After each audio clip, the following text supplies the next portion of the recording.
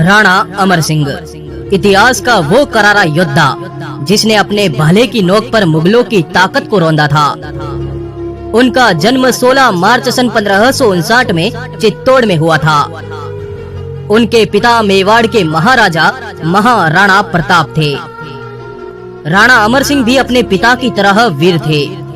उन्होंने मुगलों से अपने पिता से भी अधिक कुल 18 युद्ध लड़े, पर कभी मुगलों के आगे अपना सर नहीं झुकाया।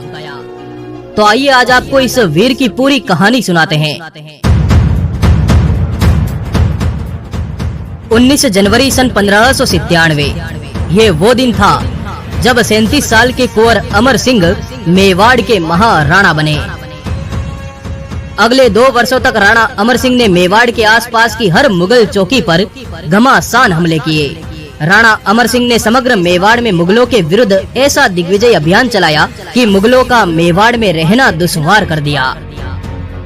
महाराणा प्रताप की मृत्यु के बाद एक बार पुनः अकबर ने मेवाड़ में अपने लश्कर उतारने शुरू किए।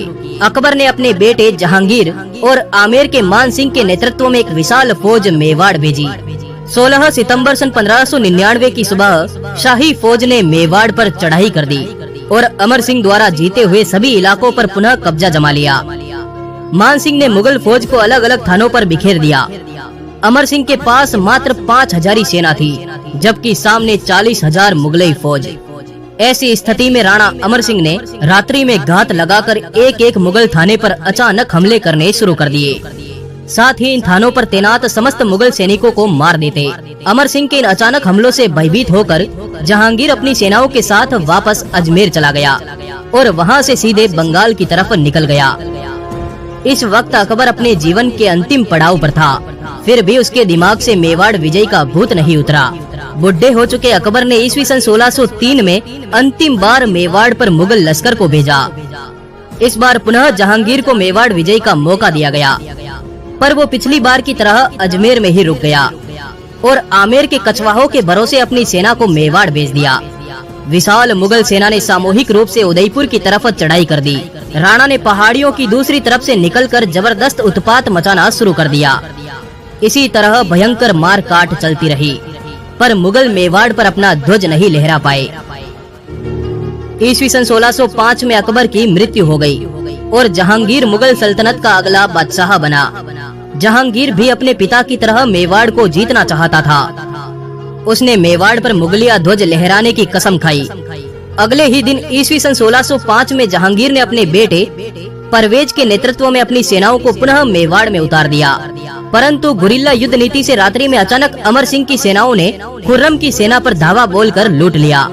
मुगल सेनाएं तीतर बीतर होकर भाग छूटी।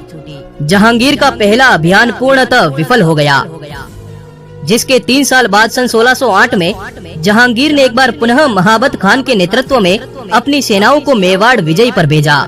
महाबत खान ने मेवाड़ में घुसते ही मंदिरों को तोड़ना शुरू किया। भयंकर मारकाट मचाते महाबत खान अपनी सेनाओं सहित गिरवा के पर्वतों पर पहुंच आया। राणा अमर सिंह अपनी सेनाओं के साथ गिरवा घाटी के चारों तरफ फैल गए। बेखौफ मुगल सेना पर अचानक हमला हुआ, जिससे मुगल सेनाएं रफू चक्कर होकर आगरा की तरफ भाग छूटी। बार बार की शिकस्त से जहांगीर गुस्से से लाल हो रहा था, परंतु फिर भी उसने मेवाड़ पर अपने बर्बर अभियान जारी रखे। इसी कड़ी में अगली बार अब्दुल्ला खान को 25,000 की सेना के साथ मेवाड़ में उतारा गया, परंतु अब्दुल्ला बड़ा कमजोर सिद्ध हुआ। वो गया तो पूरे लाव लश्कर के साथ, परंतु आया खाली हाथ, क्योंकि राणा अमर सिंह की सेना ने उसके हथियार और रसद का सामान लूटकर उसे अजमेर तक दौड़ा दौड़ा कर खदेड़ा। जब सारे प्रयास विफल हो गए, तो जहांगीर ने अंत में मेवाड़ विजय का कार्य अपने हाथों में लिया। वो अपने समस्त सेनापतियों के साथ अजमेर आ धमका। अब जहांगीर ने मेवाड़ के साथ आर पार की लड़ाई करने की ठान ली। उसने भारत भर में फैली अपनी तमाम फौजों को अजमेर में इकट्ठा कर लिया और अत्यंत विशाल मुगलिया फौज को एक साथ सामूहिक रूप से मेवाड़ में उतार दिया। इस बार उसने अपने पुत्र खुर्रम को 50,000 की विशाल मुगल फौज के साथ मेवाड़ की तरफ भेजा। खुर्रम अपने खूनी लश्कर के साथ निकल पड़ा मेवाड़ को विजय करने। 50,000 जंगी सवारों के साथ मुगल बेड़े ने मेवाड़ की आबादियों को बर्बाद करना शुरू किया। खुर्रम बड़ा ही चालाक और युद्ध नीति का महारथी था। उसने अपनी विशाल सेना को 4 दिशाओं से मेवाड़ में उतारा और जिस जगह अमर सिंह और उनकी सेना का जमावड़ा था उसे चारों तरफ से घेर लिया। खुर्रम की सेना का एक हिस्सा मेवाड़ में कत्लेआम पर उतर आया।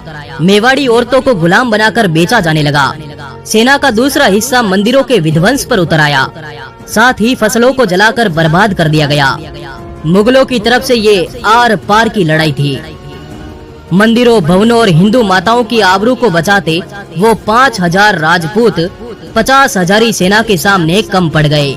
आधी जनता को इस खूंखार सेना से बचाकर सुरक्षित स्थान पर पहुंचा दिया गया, परंतु उस बेरहम सेना ने आधे मेवाड़ को जलाकर राख कर दिया। 3 पीढ़ियों से मेवाड़ और मुगलों का संघर्ष जारी था। राणा अमर सिंह अकेले बड़ी बड़ी ताकतों से लोहा ले रहे थे। किसी अन्य हिंदू राज्य ने उनका साथ नहीं दिया।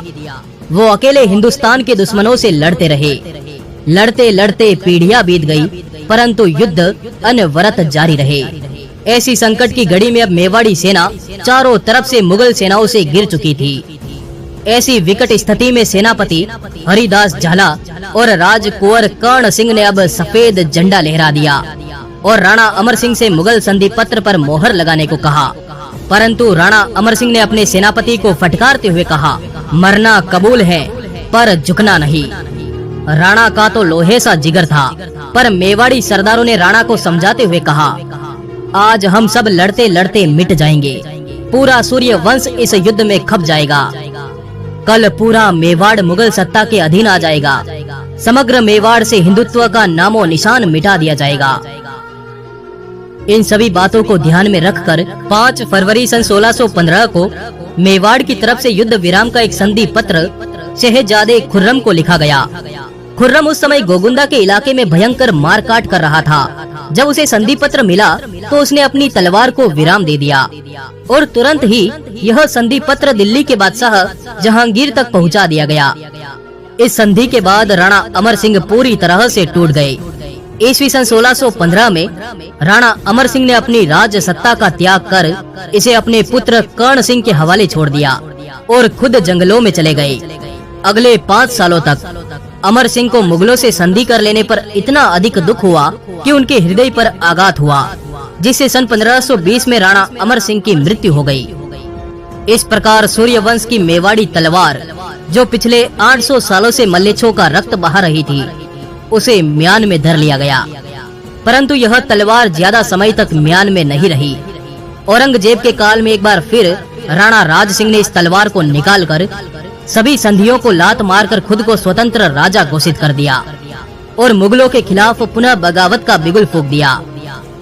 अगर आप राणा राज सिंह जी का इतिहास जानना चाहते हैं तो यहाँ क्लिक जरूर करिए। आपका आभार, धन्यवाद, जुड़े रहिए।